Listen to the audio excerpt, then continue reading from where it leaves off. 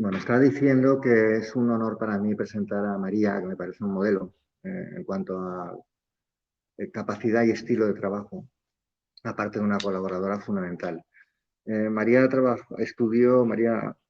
Marcos Ramos, estudió en la Universidad del País Vasco, conoce la realidad del País Vasco, eh, no sé si decir íntimamente.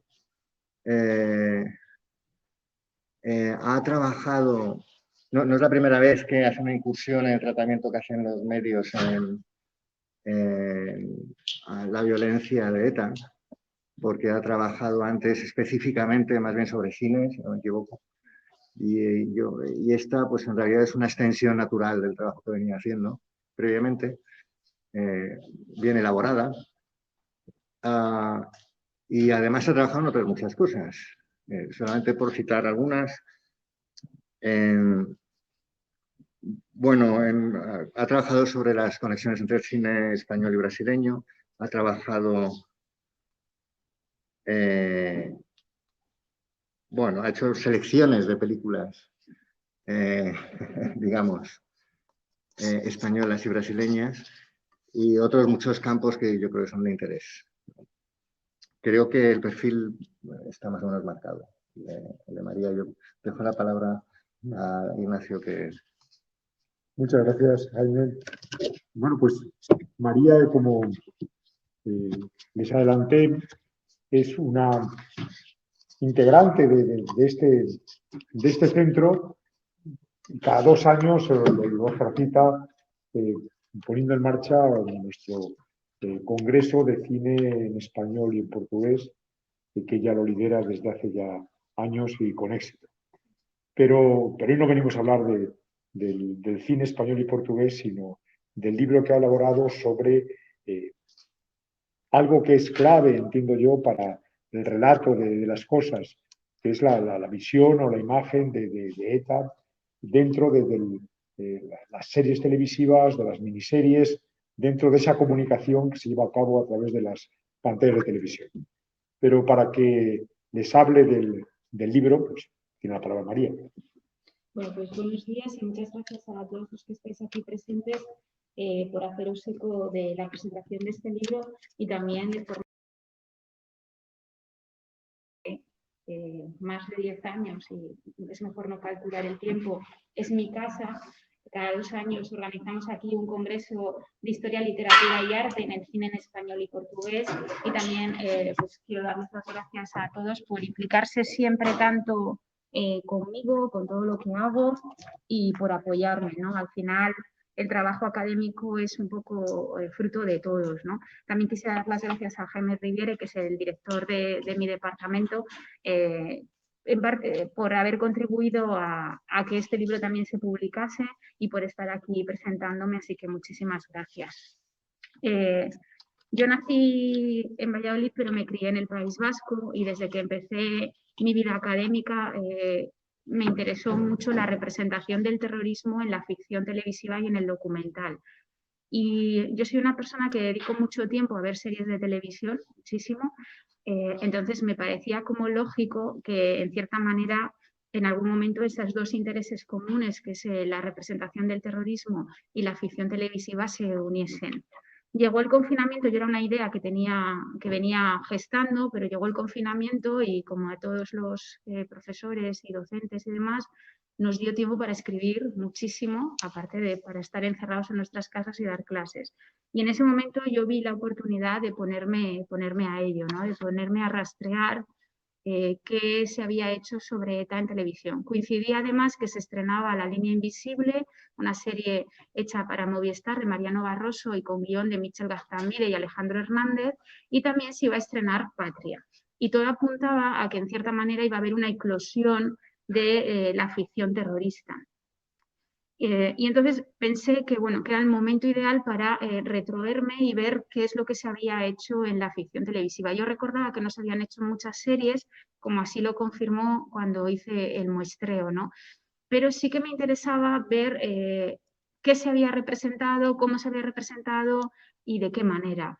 En cierta manera también, además, el estreno de La línea invisible y de Patria coincide en el año 2020, cuando casi se van a celebrar 10 años del cese definitivo de las armas, y además son dos series que hablan del inicio y del final de ETA, ¿no? La línea invisible traza cómo se organiza o cómo crece esa organización, ¿no? Cómo unos chicos bien, unos profesores académicos, unas personas con una vida ordenada deciden empezar a matar a gente que es contraria a sus ideas, ¿no? Y coincide también, y Patria, sin embargo, habla de ese final de ETA, ¿no? Entonces, me parecía interesante ver qué relación las unía y qué se había hecho. En el cine se había representado mucho el terrorismo, sobre todo en los años 80, que coincide con la firma del llamado de los acuerdos del cine vasco, y hay muchísimas películas que de manera central o tangencial tratan el terrorismo. En los 90 se produce un cierto hartazgo del cine terrorista, también porque, claro, desayunábamos, comíamos y cenábamos con ETA en la televisión, entonces cuando quieres entretenerte no recurres a esos temas, quizás. Y en el año 2000 empieza a haber alguna película con un cambio de temática. Y quería ver si en la ficción televisiva se había producido lo mismo. En el libro se analiza estas series, unas miniseries, Una bala para el rey, El asesinato de Carrero Blanco, El precio de la libertad y El padre de Caín, y también se analizan las series en las que ETA es protagonista, como les citaba, La línea invisible y Patria. Yo creo que la ficción ayuda a entender el mundo, o al menos a mí me ayuda a entender el mundo y la representación que se hace del mundo. Y yo creo que la ficción, además, en este caso, tiene una enorme responsabilidad de poner memoria al olvido. Hace relativamente poco salía una encuesta que se publicaba por la Asociación de Víctimas del Terrorismo que creo que era el 80% de los adolescentes del País Vasco no sabían quién era Miguel Ángel Blanco. Y a mí eso me parece terrible, porque es algo que además a todos nosotros nos marcó, ¿no? Y yo creo que en ese sentido conviene no olvidar, y la ficción ayuda en cierta manera a no olvidar qué pasó, sobre todo porque también nos enseña a no repetir nuestros errores, ¿no? Entonces, por eso, y porque además creo que todos con el terrorismo, y especialmente la gente del País Vasco, tenemos como una responsabilidad de lo que sucedió y no sucedió. Por eso yo hice el libro y por eso lo presento hoy aquí. Y nada, espero que el libro ayude a poner memoria al olvido y ayude en cierta manera al estudio de la representación de la ficción televisiva del terrorismo. Muchas gracias.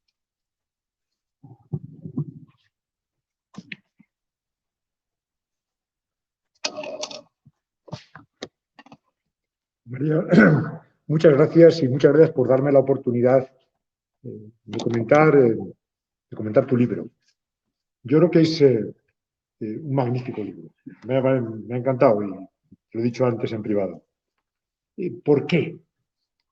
¿Por qué a alguien que no es, en principio no es vasco, aunque todos tenemos al final raíces por allí, pero por qué te interesa? Es decir, yo creo porque es una parte de una historia común. Tú al comienzo, en las primeras páginas, hablas de cómo te desayunabas con ETA y lo acabas de decir otra vez y lo veías por televisión y etcétera. Lo veías en presente. Pero es que no ha sido solo un condicionante de la historia del País Vasco, porque bueno, la base social o estaba allí o tenía un sentido distinto, sino ha condicionado toda nuestra historia. Y ahí no dejo de ser profesor de Derecho y ha condicionado el contenido del derecho. Es decir, yo uno de los primeros artículos que escribí sobre delitos de terrorismo y uno de los últimos también sobre terrorismo otra vez. Es decir, ha aparecido porque es una sociedad se ordena por decisiones políticas y la política habla por las normas muchas veces. Entonces, bueno, ahí era la historia de un fracaso también, porque no lograbas los efectos que buscabas. Por eso a mí el libro me ha enganchado. Claro, me ha enganchado, pero ahí hay varias cosas que yo quiero aprovechar para decir. Claro, es un libro escrito por una profesora de comunicación. Y eso para mí tiene un gran valor. ¿Por qué? Porque en la historia, más en la historia próxima y en la lejana también, hay algo que tiene un valor político indudable, que es el relato. Y el relato se construye no solo con los hechos que pasan, describiendo, ¿no? Lo que pasó ayer fue esto y bueno, es el libro de historia, si tú quieres. Pero el relato tiene un contenido más amplio, si se quiere, que la descripción puramente histórica o valoración de un hecho histórico, sino que es proyectar a lo mejor sobre una ficción los valores. Es decir, eso forma parte del relato. Con personajes imaginarios o reales creo un escenario que a lo mejor no se corresponde con la realidad. En algún momento dice, si es cierto, que el libro, el contenido de estas series y la realidad que reflejan, también debe ayudar para algo, que es para destruir mitos. Destruir mitos. Un mito muy conocido es, y que es común no solamente al tema de ETA, sino en general a todo el tema de delincuencia política o delincuencia de motivación política. Porque el terrorismo tiene motivación política. Otro tema es que eso tenga consecuencias atenuatorias o lo que fuera, pero que el que pone una bomba de ISIS lo hace por una motivación política. Pues sí. Pero el tema es si esa motivación política debe agravar la responsabilidad o disminuirla, si justifica o no. Pero el ser así, ¿por qué enfatizo eso? Porque para unos son gudaris, guerreros, ¿no? Que eso habría mucho que discutir. Y para otros son delincuentes, son terroristas. Y es el mismo hecho. Porque proyectamos siempre valores sobre una realidad.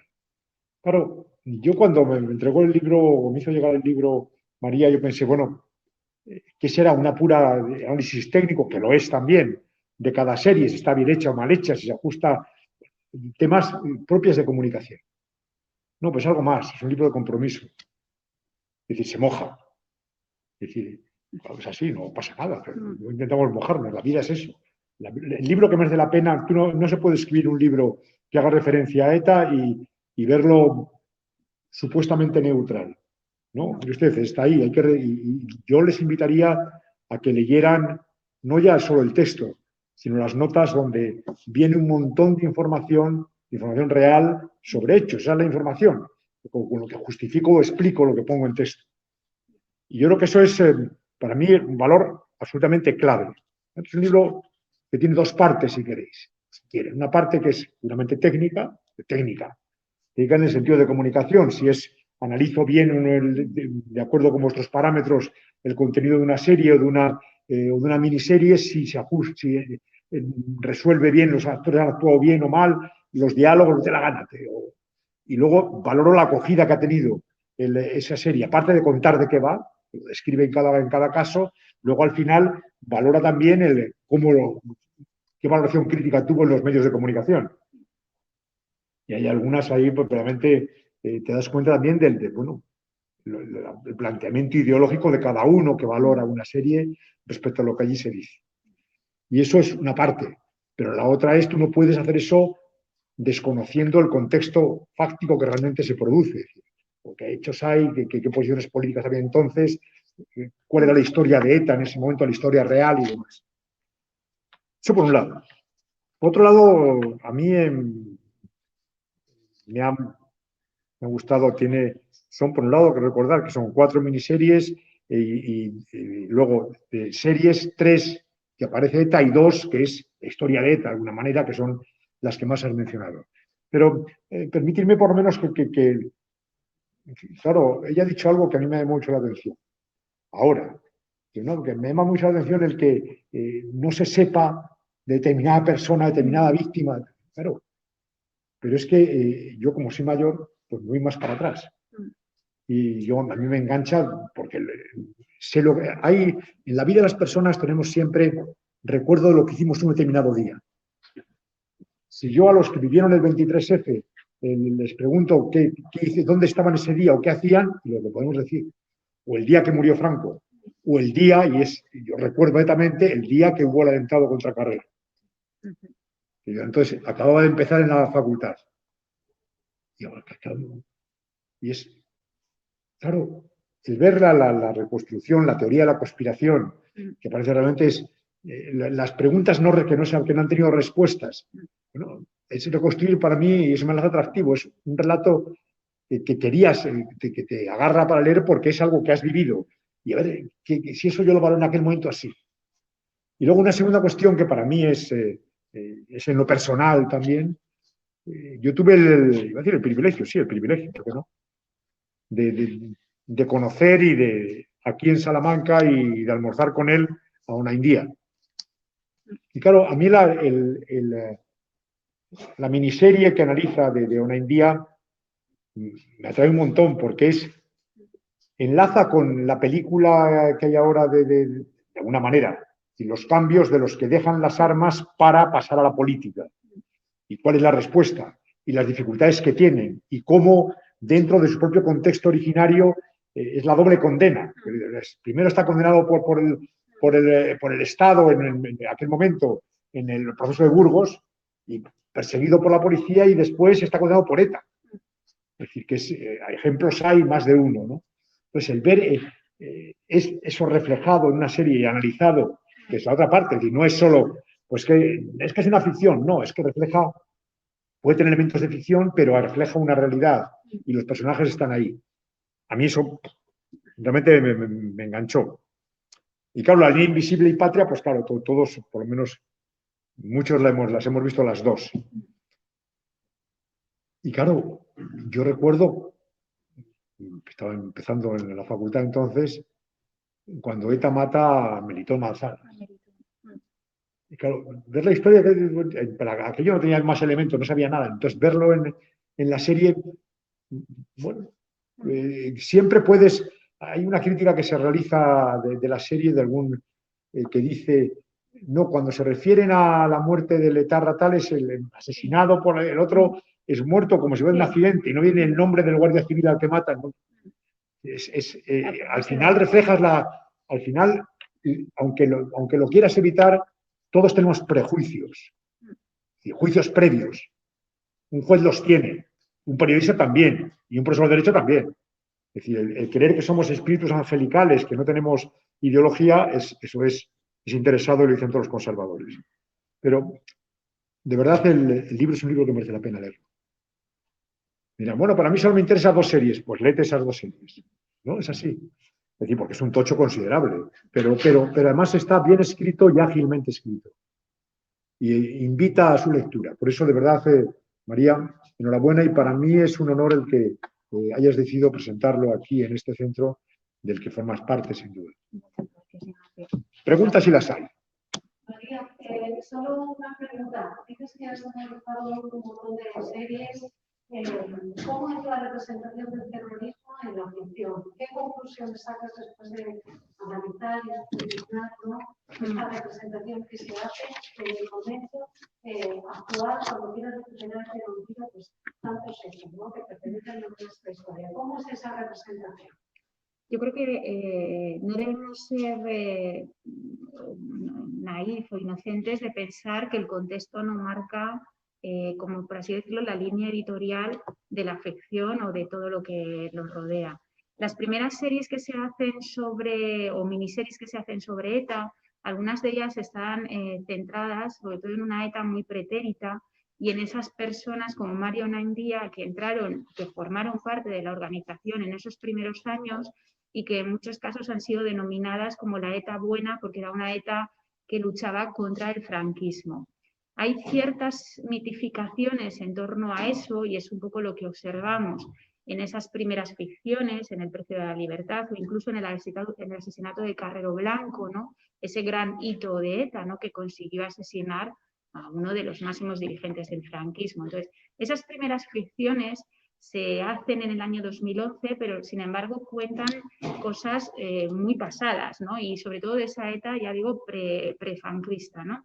Sin embargo, ahora nos encontramos cuando la ficción toma el pulso y lo hace en la actualidad y da paso a una representación en la que las víctimas tienen un mayor peso, sobre todo en Patria. Es verdad que La línea invisible nos cuenta esos primeros inicios de la banda terrorista, ¿no? De cuando alguien, como Xavi Etxebarrieta, decide ingresar en ETA, e incluso vemos la génesis de esa ETA, ¿no? Reunida en una casa en Francia en el que no saben qué nombre ponerle y son unos intelectuales vascos que deciden hacer una organización. y Xavi Etxebarrieta decide que la violencia en esa asamblea, en la cuarta asamblea, deciden que la violencia es la vía, ¿no?, para poder luchar contra ello. Sin embargo, esta serie, aunque está centrada en esos inicios de ETA, sí que tiene un peso para las víctimas. Ahí tenemos y recuperamos al primer asesinado por ETA, que es Pardines, ¿no?, un guardia civil que pasa al olvido en la historia de España, que nadie sabía quién es, pero lo recupera la ficción, y luego con ese subrayado que hay en la ficción de desmitificar a la banda terrorista, y además en la ficción, en esa voz en off del final, se dice que no sirvió para nada, ¿no? Entonces, la ficción que se está haciendo ahora sobre el terrorismo, yo creo que es una ficción que recupera, que coge pulso y las pone en primer plano a las víctimas, que han sido muy olvidadas no solo en la ficción, sino en la sociedad. Hasta hace poco las víctimas no eran parte importante, y no todas las víctimas, ha habido diferencias en las víctimas, y luego el desmitificar lo que fue el terrorismo. Yo creo que va por ahí un poco hacia donde debe ir, o incluso va a ir la ficción. Y se ve también en el cine con la película, por ejemplo, de Itziar Bollaín, María Isabel, en el que tenemos a una víctima indirecta, alguien que sufrió el asesinato de su marido, que se reúne con los terroristas en unos encuentros de justicia restaurativa, y que pone de relieve pues esos encuentros, la necesidad de una reconciliación o un paso hacia adelante en la sociedad vasca. Entonces yo creo que la ficción va a ir por ahí.